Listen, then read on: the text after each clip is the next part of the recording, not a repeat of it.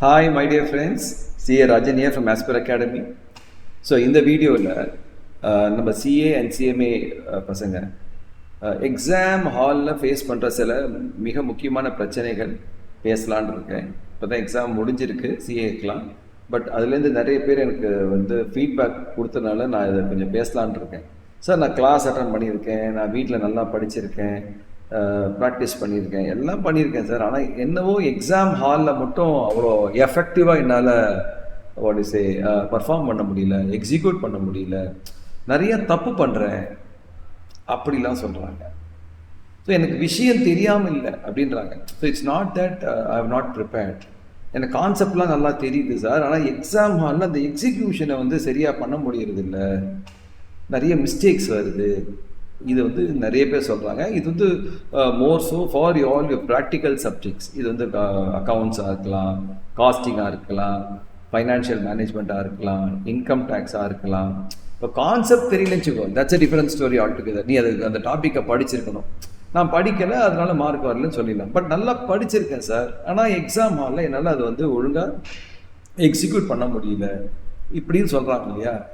இதுக்கு என்ன ப்ராப்ளம் அப்படின்னு ரொம்ப டீப்பாக அனலைஸ் பண்ணி பார்த்தீங்கன்னா, இதுக்கு இன்டெலிஜென்ஸ் அவ்வளோ பெரிய ப்ராப்ளம் நான் சொல்ல மாட்டேன். ஏன்னா எல்லாருக்குமே கிளாஸ் போகிறீங்க, கிளாஸ் போனால் எல்லாருக்கும் புரியுது, you are good in explaining the things to others, இதெல்லாம் உங்களுக்கு கான்செப்ட்லாம் தெரியுது.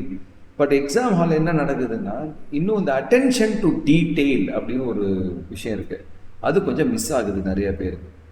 அது என்ன சார் அட்டென்ஷன் டு டீட்டெயில்?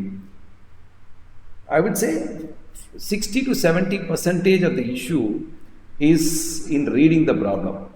ஒரு கொஸ்டின் கொடுக்குறாங்கன்னா அந்த கொஸ்டினை முழுமையாக யாருமே படிக்கிறது இல்லை. நிறைய பேர் அதில் நிறைய தப்பு பண்ணுறாங்க. கொஸ்டினை கொடுக்குறான் எக்ஸாமினர், ஒரு கொஸ்டின் கொடுக்குறாரு. அண்ட் இப்போ சிஏலாம் பார்த்தீங்கன்னா அது கொஞ்சம் பெருசாக தான் கொடுப்பாங்க கொஸ்டின்ஸை. ஏன்னா they want to test your comprehensive skills. அந்த சம்மை உங்களால் காம்ப்ரிஹெண்ட் பண்ண முடியுதா? சின்ன சம்மா தான் டக்குன்னு போட்டுருவீங்க. கொஞ்சம் பெரிய சம்மா, லென்த்தான சம்மா கொடுத்தா அதை நீங்கள் ஒழுங்காக முழுமையாக படித்து புரிஞ்சிக்கிற திறமை உங்கள்கிட்ட இருக்கான்னு டெஸ்ட் பண்ணுறாங்க. அந்த குறிப்பிட்ட நேரத்துக்குள்ளே உங்களால் அந்த சம்மை கிரகிச்சிக்க முடியுதான்னு பார்க்குறாங்க. அப்போது அங்கே நிறைய பேரால் பண்ண முடியுதில்லை.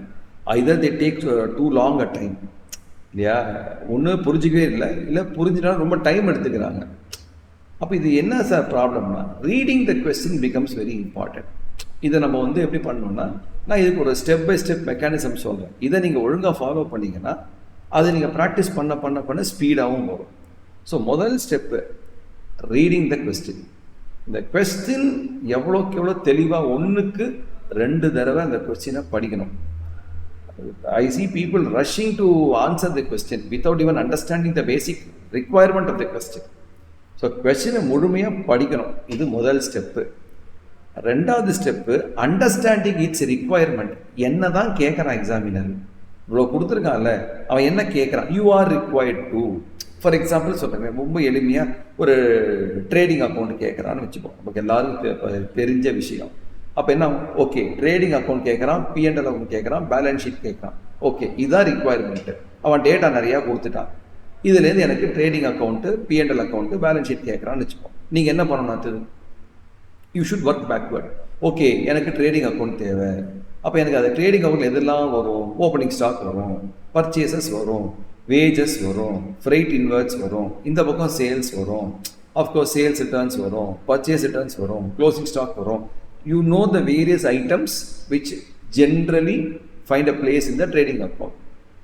அப்போ யூ நோ, ஓகே இதுதான் கேட்குறா, இதுதான் நான் பண்ணணும் அப்படின்னு சொல்கிறீங்க. பட் அதுக்கான டேட்டா உங்ககிட்ட இருக்கான்னு பார்க்கணும்ல, அவன் கொடுத்துருக்கானான்னு பார்க்கணும். இப்போ பர்ச்சேஸ் கொடுத்துருக்கானா, சேல்ஸ் கொடுத்துருக்கானா, எதெல்லாம் டைரெக்டாக கொடுத்துருக்கான், எதெல்லாம் நான் அரைவ் பண்ணணும். அப்போது அதுதான் 3வது, analysing and summarising the relevant data. So முதல்ல கொஸ்டினை ஒழுங்காக படிக்கணும். அந்த கொஸ்டினோட ரிக்வயர்மெண்ட்டை தெளிவாக, what does the examiner exactly want from you. So understanding the examiner's requirement, you are required to ப்ரிப்பேர்ன்றாங்கள, அதுதான் second step. Then work back. இது பண்ணணும்னா நான் what all data I should have with me. சில டேட்டா அவனே கொடுத்துருப்பான், சில டேட்டாவை நான் தான் அரைவ் பண்ணி ஆகணும். Through a working note. அப்போ எதுக்கெல்லாம் டேட்டா இருக்குது, எதுக்கெல்லாம் டேட்டா இல்லை, இதெல்லாம் நீங்கள் முதல்ல ஒரு அனாலிசிஸ். அப்போ இந்த டேட்டாவை அது ஒரு மாதிரி நீங்கள் ஸ்லைஸ் அண்ட் டைஸ் பண்ணணும். ஏன்னா அவன் பெரிய சம்மா கொடுக்குறான்னு சொல்லுங்களேன், எல்லா டேட்டாவும் ஒரே இடத்துல கொடுக்க மாட்டான். All the data will be scattered through problem ஃபுல்லாக இருக்கும். சரிங்களா? இப்போ பர்ச்சேஸ் ஒரு இடத்துல இருக்கும், பர்ச்சேஸ் ரிட்டர்ன்ஸ் இன்னொரு இடத்துல இருக்கும். The data will be scattered. அப்போ நீங்கள் என்ன பண்ணணும், எந்தெந்த டேட்டாலாம் ரெலவெண்ட்டாக இருக்கோ அதெல்லாம் ஒன்று சேர்த்துக்கணும். இப்போ பர்ச்சேஸ்னால் பர்ச்சேஸ் ரிட்டர்ன்ஸ் அதுக்கு ரெலவெண்ட்டு, சேல்ஸ்னால் சேல்ஸ் ரிட்டர்ன்ஸ் அதுக்கு ரெலவெண்ட்டு சொல்கிறோம் இல்லையா? இதெல்லாம் ட்ரேடிங் ஐட்டமு. இப்போ ஃப்ரைட் இன்வெர்ட்ஸ் வந்தால் இதெல்லாம் ட்ரேடிங் ஐட்டமு, ஃப்ரைட் அவுட்வர்ட்ஸ் இது வந்து கேரேஜ் அவுட்வர்ட்ஸ் வந்தால் இது பிஎன்எல் ஐட்டமு. அப்படி பிரிச்சுக்கிறோம் இல்லையா? பிளான்ட் மிஷினரி வந்தால் இது வந்து பேலன்ஸ் ஷீட்டு, அப்படின்னு பிரிச்சுக்கிறீங்க பாருங்கள். அந்த டேட்டா தான். அந்த டேட்டாவில் நீங்கள் ஆர்கனைஸ் பண்ணிக்கணும், குரூப் பண்ணிக்கணும், சமரைஸ் பண்ணிக்கணும். அப்புறம் நீங்கள் அனலைஸ் பண்ணி பார்க்குறப்ப தான் அந்த ரெலவெண்ட் டேட்டா கையில் வந்துடுதுன்னா then you need to plan the answer. சரி, இதெல்லாம் வந்துடுதுப்பா, இதை நான் வந்து இப்போ எக்ஸாமினருக்கு ப்ரெசென்ட் பண்ணணும். பிளானிங் த ஆன்சர் தான் எப்படி ப்ரெசென்ட் பண்ணால் இந்த எக்ஸாமினருக்கு திருப்தி அடைவார் அப்படி நீங்கள் பார்க்கலாம். ஃபஸ்ட்டு நீ ஏதோ ஒரு ரஃப் பேப்பரில் கிறுக்கி போட்டால் மார்க் வராது. எக்ஸாமினர் என்ன எதிர்பார்க்குறாரோ அந்த அளவுக்கு ப்ரெசன்டேஷன் இருக்கணும். இப்போ நீங்கள் ஒரு சிஎஃப்ஓக்கோ ஒரு சிஇஓக்கோ ஒரு ரிப்போர்ட் கொடுக்க போகிறீங்கன்னா எப்படி கொடுப்பீங்க? அந்த மாதிரி தான் நீங்கள் கொடுக்கணும் இல்லையா? அப்போது அந்த டேட்டாலெல்லாம் புரிஞ்சுட்டு when you plan the answer உங்கள் மைண்டில் பிக்சர் இருக்கணும் first. Okay, this is how I am going to present my answer to the examiner. Once the picture is clear, then the last step is execution. அப்புறம் மைண்டில் அப்படியே எழுத போகிறீங்க, இவ்வளோதான் விஷயம். அப்போது நிறைய பேர் என்ன பண்ணிடுறாங்கன்னா கொஸ்டினை படித்த உடனே நேராக எக்ஸிக்யூஷனுக்கு வந்துடுறாங்க. இந்த நடுவில் ஸ்டெப்ஸ் எதையுமே பார்க்கறது இல்லை. They don't understand the requirement, they don't analyse the data. ஏன்னா டேட்டாவில் உங்களுக்கு நிறைய ரெலவெண்ட் டேட்டாவும் இருக்குது, இரலவெண்ட் டேட்டாவும் இருக்கும். எதெல்லாம் இரலவெண்ட்டோ அதெல்லாம் விட்டுடுங்க, தேவையில்லை. புரியுதுங்களா? அவன் சும்மா ஏதோ கதெல்லாம் கொடுத்துருப்பான், அந்த கதெல்லாம் நமக்கு தேவையில்லை. நம்ம இந்த சம்முக்கு தேவையான டேட்டா மட்டும் நீங்கள் எடுத்துட்டு அதை நீங்கள் ஸ்லைஸ் அண்ட் டைஸ் பண்ணி ஆர்கனைஸ் பண்ணி அனலைஸ் பண்ணி அதை நீட்டாக வச்சுட்டிங்கன்னா அதை வச்சு நீங்கள் ஆன்சரை பிளான் பண்ணலாம். எப்படி ப்ரெசென்ட் பண்ணுறது, என்ன காலம்ஸ், என்ன ரோஸ், என்ன காலமு, எப்படி டேபிளில் பண்ணலாமா, இல்லை அந்த ப்ரெசன்டேஷன் ஒன்று இருக்குது which will enhance your marks in the exam. So ஒரு விஷயத்தை சாதாரணமாகவும் ப்ரெசென்ட் பண்ணலாம், ப்ரொஃபஷனலாகவும் ப்ரெசென்ட் பண்ணலாம். இதெல்லாம் கொஞ்சம் யோசிக்கணும். அதுக்கப்புறம் தான் நீங்கள் எக்ஸிபிஷன் பண்ணணும். இதெல்லாம் டைம் பவுண்டாக இருக்கணும், சீக்கிரம் பண்ணணும். அப்போ புரியுதுங்களா? அப்போது நிறைய பேருக்கு அந்த கொஸ்டினை படிக்கிற திறனே கம்மியாக இருக்குது. அதனால தான் நிறைய சில்லி மிஸ்டேக்ஸ் பண்ணுறாங்க. அந்த டேட்டா சம்லேயே தான் இருக்கும். கொடுத்துருக்கா சார், நான் கவனிக்கவே இல்லை சார்க்குவான். உங்களுக்கே தெரியும், டேட்டா கொடுக்காமலாம் இல்லை, அவன் கொடுத்துருப்பான், பட் நீ சரியாக படிச்சிருக்க மாட்டேன். ஆர் அவன் கொடுத்துக்கிற விதம் இங்கிலீஷ் ஒரு மாதிரி கொஞ்சம் ஸ்லைட்லி ட்ரிக்கியான இங்கிலீஷில் இருக்கும்.